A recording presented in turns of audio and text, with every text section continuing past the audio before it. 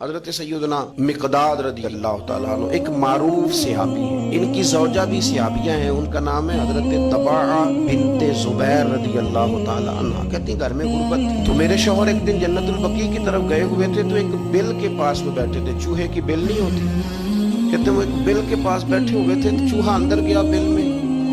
اور جب واپس آیا تو ایک دینار لے کے آ گیا، پھر اندر گیا، یعنی ان لوگوں کو بلوں سے دینار ملتے تھے، ہمارے سارے پیسے ویسے بلوں میں چلے جاتے، اندر گیا اور ایک دینار لے کے آ گیا، پھر گیا تو پھر ایک دینار لے کے آ گیا، کہتے ہیں وہ 70 دفعہ گیا چوہا اندر۔ اللہ قرآن میں فرماتے ہیں تو مجھ پہ بھروسہ کر، وَيَرْزُقْهُ مِنْ حَيْثُ لَا يَحْتَسِبُ، وہاں سے روزی دوں گا کہ تو نے کبھی سوچا بھی نہیں ہوگا،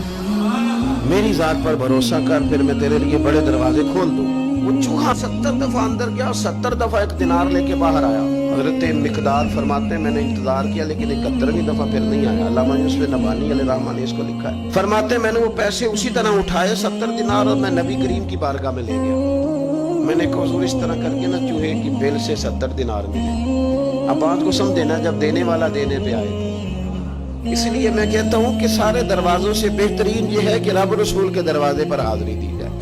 وہاں سے ملے تو پھر کوئی روک سکتا نہیں، کوئی سیاست کوئی شخص رکاوٹ بنتا۔ تو فرمانے لگے کہ میں نے وہ 70 دینار لا کے حضور کی بارگاہ میں پیش کی تو نبی کریم نے 2 جملے ارشاد فرمائے، 2۔ پہلے حضور نے یہ پوچھا، فرمانے لگے کہ چوہا خود لے کے آیا، آپ نے بیل کے اندر ہاتھ نہیں ڈالا؟ عرض کی حضور نہیں میں نے نہیں ہاتھ ڈالا، وہ خود ہی لے کے آتا رہا۔ تو 2 جملے کریم نے فرمائے، حضور فرمانے لگے یہ تو لے جا، اللہ تجھے برکت عطا فرمائے۔ 70 دینار کو بہت بڑی خطیر رقم نہیں تھی لیکن فرمایا تو لے جا، اللہ تجھے برکت دے۔ آپ کی زوجہ حضرت طباعہ بنت زبیر کہتی ہیں کہ 70 دینار اور دعا نبی پاک کی، تو فرماتی ہیں پھر میں نے اپنے گھر کے اندر نہ بوریوں میں چاندی بھر کے رکھی ہوئی، پھر بھی مال ختم نہیں ہوتا تھا۔ تو دعا کی اہمیت کا انکار لوگ کس طرح کرتے ہیں؟ یہ بھائی ہوتا ہے، لوگ کہتے ہیں آپ کہتے ہیں ہمارے پیچھے دعائیں ہیں، تو میں کہتا ہوں بالکل دعائیں پیچھے ہیں، جس کے پیچھے دعائیں ہوتی ہیں نا، پھر آپ یقین کریں کہ سفر لمبا بھی ہو تو رب اس کو آسان کر دیتا ہے، دشوار گزار بھی ہو تو اللہ اس میں اپنا فضل شامل کرتا ہے، پھر انسان کو تھوڑے پر وہ برکت ملتی ہے کہ انسان سمجھتا ہے کمال ہو گئی۔ رسول کائنات علیہ السلام نے ہمیں بتلایا کہ دعا کی جو اہمیت ہے، دعا کے جو اثرات ہیں، دعا کا جو کمال ہے، وہ پیر سید اسماعیل شاہ صاحب رحمۃ اللہ علیہ حضرت کرما والا شریف والے، وہ میاں شیر محمد شرف پوری رحمۃ اللہ علیہ سے بیعت ہو گئے تو کہتے ہیں میاں صاحب نے نا مجھے 5 روپے دیے اس زمانے میں، بہت پرانی بات ہے پاکستان بننے سے بہت پہلے، کہتے ہیں 5 روپے دیے۔ پھر حضرت شاہ صاحب سے لوگوں نے پوچھا کہ شاہ جی بڑی زمین ہے، جائیداد ہے، اللہ نے بڑا نوازا ہے، تو وہ پنجابی بولتے تھے، کہنے لگے مینوں نہ پیراں 5 روپے دیتے نے، میرے کو ساری عمر ہوگی مکے ہی نہیں۔ یہ برکت ہوتی ہے، اور کثرت سے کام نہیں چلتا، کام برکت سے چلتا ہے۔ پیسہ زیادہ ہو برکت والا نہ ہو تو وہ مشکلات میں اور رکاوٹوں میں لیا، تھوڑا ہو برکت والا وہ ختم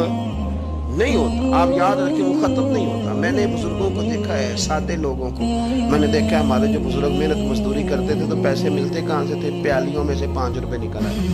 کسی گلاس میں سے نکل آئے، تو یہ سارے برکت والے پیسے ہوتے ہیں۔ تو ہماری مائیں، ہماری نانیاں دادیاں جو کمیٹیاں ڈالتی تھیں تو وہ بھلا کیسے ڈالتی تھیں؟ وہ سبزی سے 5 روپے بچاتی تھی، وہ 10 روپے گھی سے بچتے تھے تو اس کی کمیٹی ڈلتی تھی، پھر ان سے بیٹیوں کے بیاہ ہوتے، پھر ان سے گھر کے چراغ روشن ہوتے۔